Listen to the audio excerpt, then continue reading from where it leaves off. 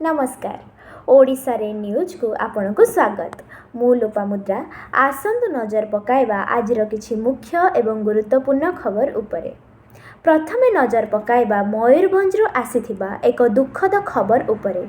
आश्रम विद्यालय रे खाद्य विषाक्त होई जणे छात्री मृत्यु प्रतिवाद रे मयूरभंज जिल्ला रे आज 12 घंटिया बंद पालन करा जायछि। एबे एक विकासमूलक खबर। राउरकेला विमान बंदर रे हब बड़ धरण संप्रसारण। राउरकेला इस्पात कारखाना बा सेल अधीन रे थिबा एही विमान बंदर को भारतीय विमान बंदर प्राधिकरण AAI को हस्तांतर करिबा पई राज्य सरकारक प्रक्रिया त्वरान्वित करिसेंती। चाषी भाई मानक पई राज्य सरकार एक गुरुत्वपूर्ण पदक्षेप नेइछंती।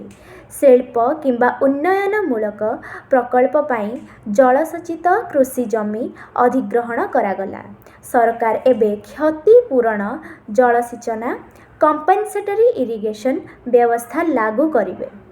एबे नजर पकाइबा एक बड़ जातीय खबर उपरे। लोकसभा रे पास होई पारिला नाही महिला संरक्षण बिल।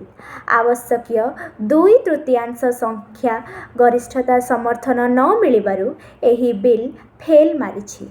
एवं शेषरे पाणीपाग खबर। राज्य रे आगकू बढ़िबो ताती। सेपटे काल बैशाखीर मध्य भय रहिछि। भारतीय पाणीपाग विभागरू IMD पक्षरु समग्र ओडिशा पई येलो वार्निंग जारी करा जायछि।